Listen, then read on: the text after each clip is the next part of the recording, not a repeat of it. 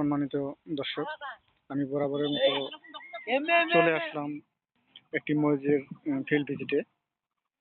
তো এই মরিচের ফিল্ডটি যিনি চাষাবাদ করছে ওনাদের সাথে আমি এখন সরাসরি কথা বলবো।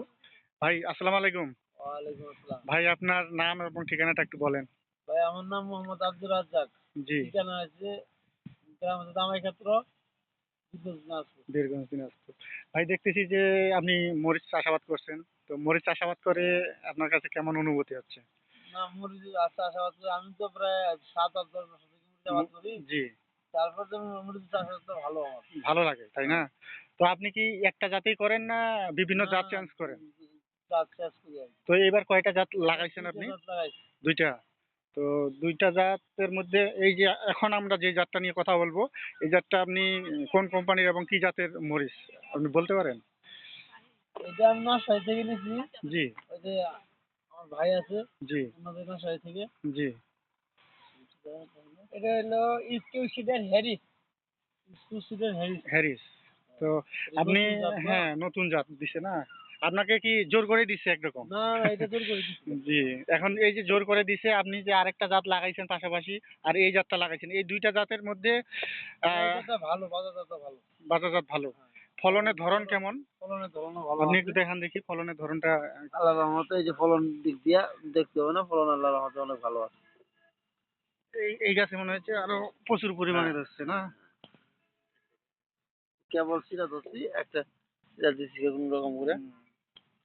তো এই যে আপনি চাষাবাদ করছেন আপনার ক্ষেতটা কি কেউ মানে দেখতে আসে যে কি জাতের মরিচ লাগাইছেন? না, আগে আসে না যে ভাইয়া ভাইয়া আসে থাকে থেকে। এখন আপনারা আসলেন জি, আপনার কোম্পানি থেকে।